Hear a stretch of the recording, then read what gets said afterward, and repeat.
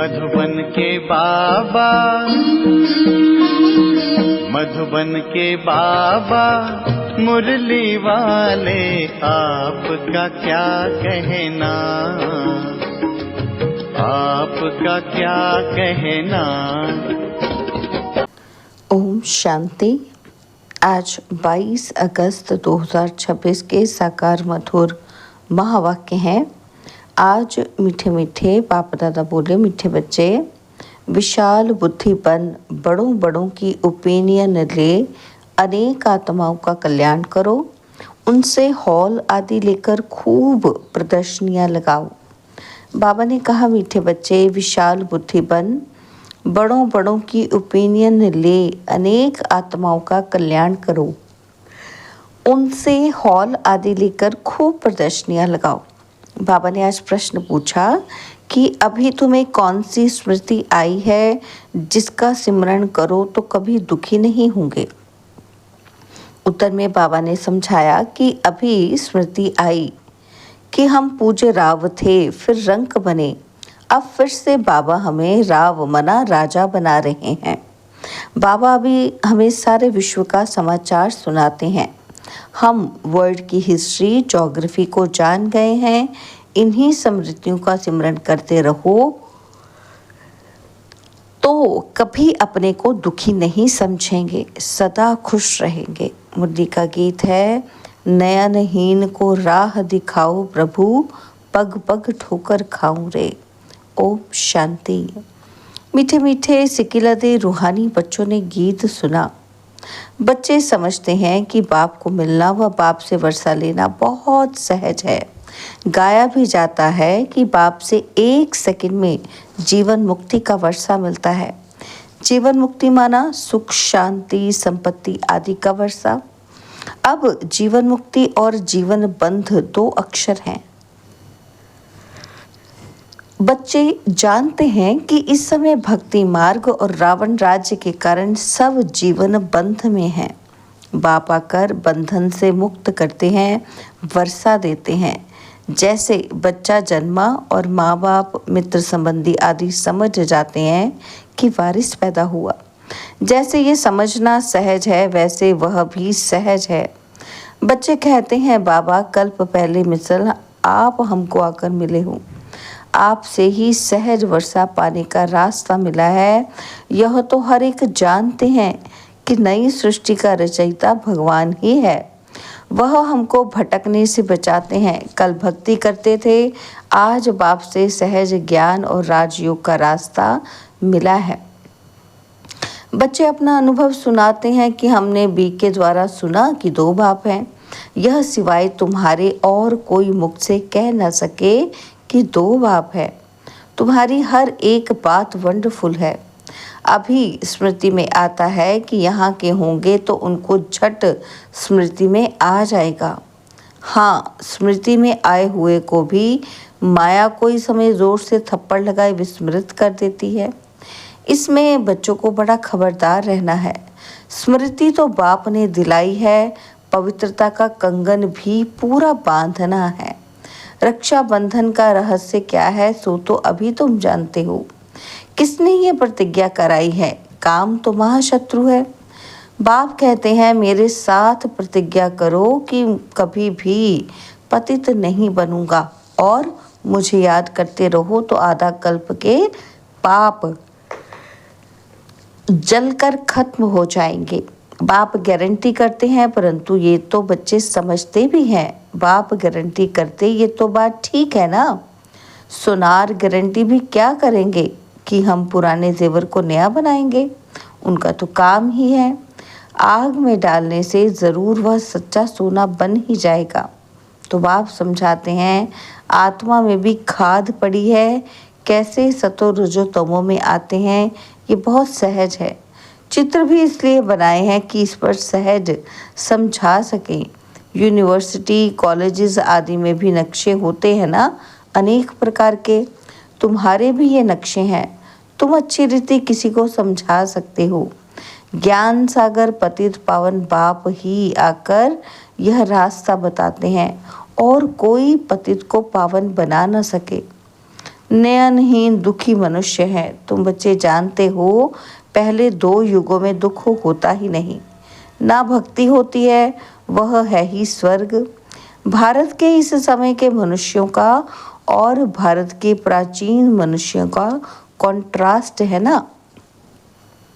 परंतु ये और कोई समझते ही नहीं। कितनी पूजा चलती है, जितना जितना जो साहूकार होते हैं उतना देवी देवताओं को अच्छे जेवर पहनाते हैं।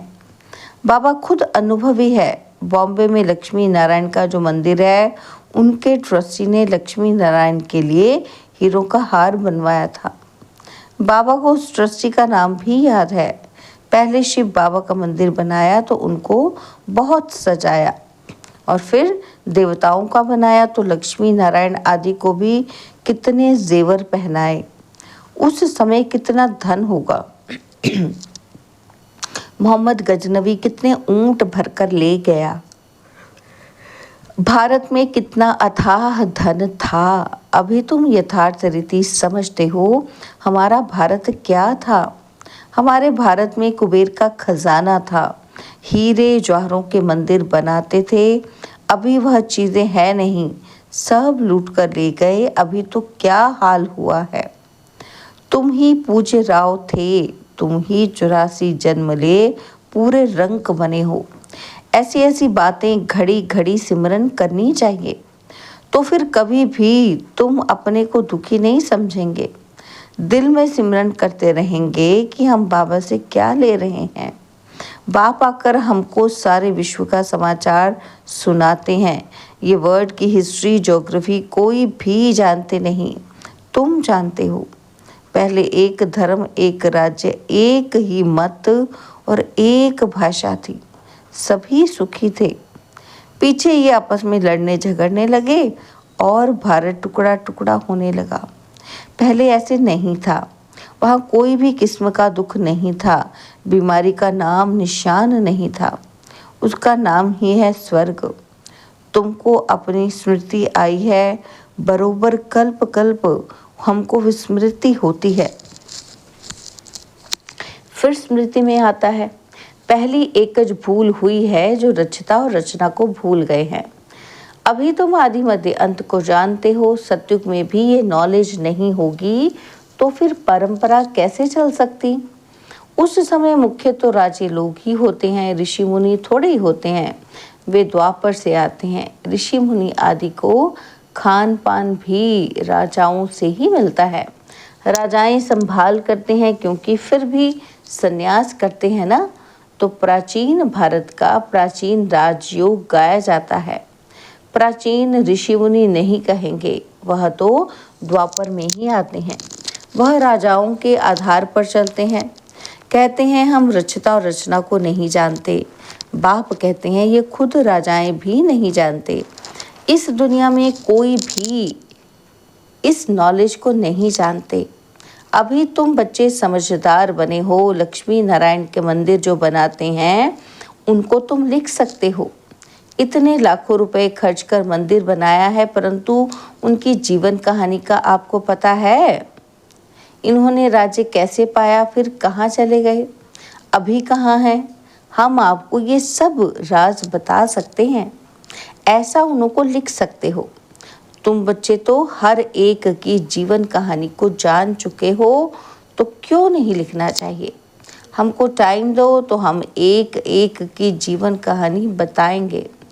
शिव के मंदिर जो बनाते हैं उनको भी तुम लिख सकते हो। बनारस में शिव का मंदिर कितना बड़ा है, वहाँ भी ट्रस्टी लोग होंगे। कोशिश करनी चाहिए, बड़ों बड़ों को समझाएं। बड़े आदमी समझ गए तो उनका आवाज़ बहुत होता है।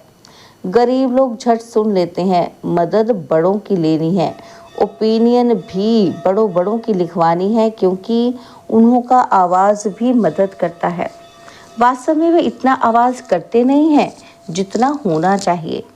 तुम प्रेसिडेंट को भी समझाते हो, अच्छा भी कहते हैं। चीफ मिनिस्टर, गवर्नर आदि ओपनिंग करते हैं, लिखते हैं कि ये बीके तो बहुत अच्छा सहज रास्ता ईश्वर से मिलने का बताते हैं, परंतु ईश्वर क्या चीज़ है ये कुछ भी नहीं समझते। सिर्फ उस समय कहते हैं कि रास्ता बड़ा अच्छा है, शांति मिलने का मार्ग अच्छा है, परंतु खुद नहीं समझते हैं। बाबा बड़ों बड़ों को समझाने के लिए भी कहते हैं, बड़े बड़े मनुष्यों से बड़े बड़े जो नामी ग्रामी हाल है वो ले लो। बोलो, हम सब मनुष्यों के कल्याण के लिए ये प्रदर्शनी हमेशा के लिए रखना चाहते हैं। सिर्फ एडवर्टाइज करनी है, ऐसे 50 या 100 हॉल लेने चाहिए। भारत तो बहुत बड़ा है ना, तो एक एक शहर में 10-12 हॉल लो। अखबार में पढ़ जाए कि इतने हॉलों में प्रदर्शनी हो रही है। जिनको समझना है वो आकर समझे, तो कितने का कल्याण हो जाएगा। बच्चों को बड़ा विशाल बुद्धि बनना चाहिए। सर्विस बच्चों को करनी चाहिए ना। बाप सब बच्चों को कहते हैं प्रदर्शनियां बहुत जोर शोर से करो। बाबा तैयारी करा रहे हैं, बच्चों को कोशिश करनी चाहिए।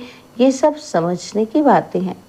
भगवान आते हैं, प्रजापिता ब्रह्मा द्वारा रचना रचते हैं प्रजा की, तो जरूर कितने ब्राह्मण रचे होंगे, अब फिर रच रहे हैं। कितने ब्राह्मण ब्राह्मणियां हैं। बाबा ये ब्राह्मण धर्म रचते हैं संगम पर। तुम प्रैक्टिकल में देख रहे हो और समझ रहे हो। यह बातें कोई शास्त्रों में नहीं है। तुम बच्चे समझते हो बाबा आते ही तब है जब पतित दुनिया को पावन बनना होता है।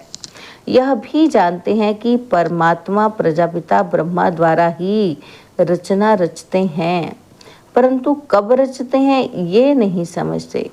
वह समझते हैं कोई नई रचना रचते होंगे। ब्रह्मा को तो सूक्ष्म वतन में समझते हैं। अभी तुम समझते हो प्रजापिता ब्रह्मा तो यहाँ है। तुम सूक्ष्म वतन में जाते हो, पवित्र बनकर फिर फरिश्ते बनकर जाते हो। साक्षात्कार करते हैं। बच्चे आकर सुनाते हैं कि वहाँ मूवी चलती है। वह है ही मूवी वर्ल्ड। तुमने अभी मूवी 22 को भी देखा था। अभी प्रैक्टिकल सब बातों को तुम जान चुके हो। मूल वतन है साइलेंस वर्ल्ड, वहाँ आत्माएं रहती हैं। सूक्ष्म वतन में सूक्ष्म शरीर भी है, तो ज़रूर कुछ भाषा भी होगी। तुम बच्चों की बुद्धि में है कि हम आत्माओं का स्थान शांति धाम है, फिर है सूक्ष्म वतन, वहाँ ब्रह्मा विष्णु शंकर रहते हैं, और ये है कलयुग और सतयुग का संगम। यहाँ बाप आते हैं। यहाँ से तुम ब्राह्मण जाते हो पियर घर, और ससुर घर है ना, तो यहाँ दोनों तुम्हारे पियर हैं। बाप दादा दोनों मेहनत करते हैं बच्चों को गुलगुल बनाने के लिए। मुसलमान भी कहते हैं गार्डन ऑफ अल्लाह। कराची में एक पठान था, वह सामने खड़ा होता था और देखते देखते गिर पड़ता था। पूछा जाता था तो कहता था कि हम खुदा के बगीचे में गया, खुदा ने फूल दिया। अब उनको ज्ञान तो था नहीं। अभी तुम समझते हो बगीचा किसको कहा जाता है। यह है कांटों का जंगल और वह है फूलों का बगीचा। तुम्हारी बुद्धि में सारा राज है। सतयुग क्या है, कलयुग क्या है। बाबा कहते तुमको तो बहुत खुशी होनी चाहिए। सारा चक्र तुम्हारी बुद्धि में है।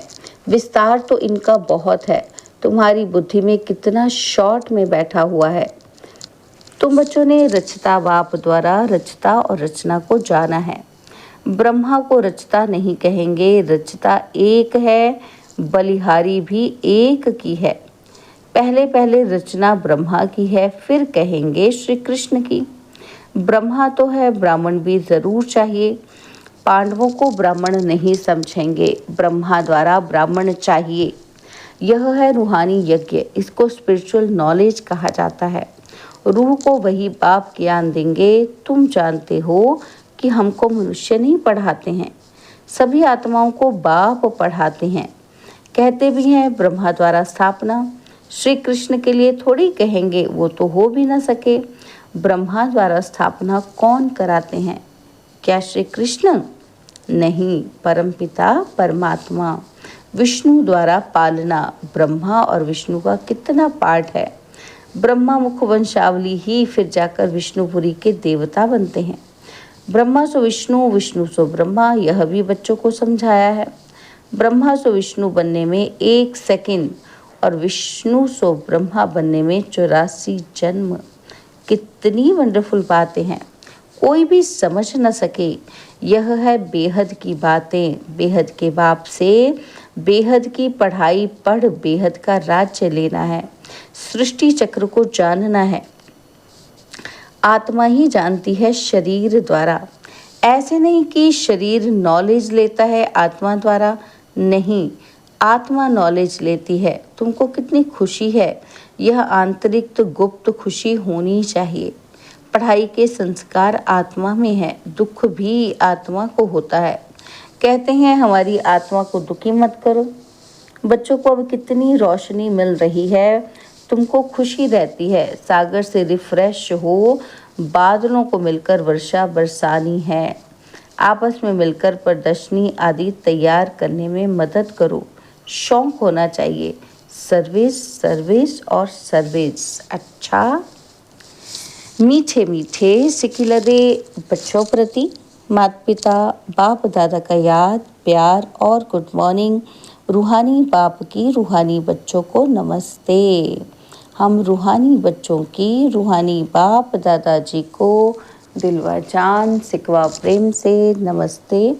ओम शांति। प्यारे बाबा, मीठे बाबा, मेरे बाबा, शुक्रिया बाबा, शुक्रिया बाबा, शुक्रिया। धारणा के लिए मुख्य सार है। पहला पॉइंट है, बाप द्वारा मिली हुई नॉलेज का सिमरन कर अपार खुशी में रहना है। विशाल बुद्धि बन जोर शोर से सर्विस करनी है। सेकंड पॉइंट है, बाप द्वारा जो स्मृति मिली है उसे विस्मृति में नहीं लाना है। पवित्र रहने की जो बाप से प्रतिज्ञा की है उसे पूरा निभाना है। बाबा ने आज हमें वरदान दिया, न्यारेपन के अभ्यास द्वारा फरिश्ते रूप का साक्षात्कार कराने वाले निरंतर सहज योगी भव। न्यारेपन के अभ्यास द्वारा फरिश्ते रूप का साक्षात्कार कराने वाले निरंतर सहज योगी भव। जैसे कोई भी वस्त्र धारण करना व ना करना अपने हाथ में होता है, ऐसा अनुभव इस शरीर रूपी वस्त्र में हो। जैसे वस्त्र को धारण करके कार्य किया और कार्य पूरा होते ही वस्त्र से न्यारे हुए, शरीर और आत्मा दोनों का न्यारापन चलते फिरते अनुभव हो, तब कहेंगे निरंतर सहज योगी। ऐसे डिटैच रहने वाले बच्चों द्वारा अनेक आत्माओं को फरिश्ते रूप और भविष्य राज्य पद के साक्षात्कार होंगे। अंत में इस सर्विस से ही प्रभाव निकलेगा। स्लोगन है, संगम का 1 सेकंड भी व्यर्थ गवाना अर्थात 1 वर्ष गवाना। संगम का 1 सेकंड भी व्यर्थ गवाना अर्थात 1 वर्ष गवाना। बाबा के व्यक्त इशारे, अपवित्रता के बीज को भी समाप्त कर संपूर्ण स्वच्छ बनो। ब्राह्मण जीवन का जो आंतरिक वर्षा सदा सुख स्वरूप, शांत स्वरूप, मन की संतुष्टता है। उसका अनुभव करने के लिए मनसा की पवित्रता चाहिए। जमा करने की विधि है मनसा वाचा कर्मणा पवित्रता। फाउंडेशन पवित्रता है। सेवा में सफलता का आधार भी पवित्रता है। संकल्प व बोल में और कोई भी भाव मिक्स नहीं हो। भाव में भी पवित्रता और भावना में भी पवित्रता हो। अच्छा, ओम शांति।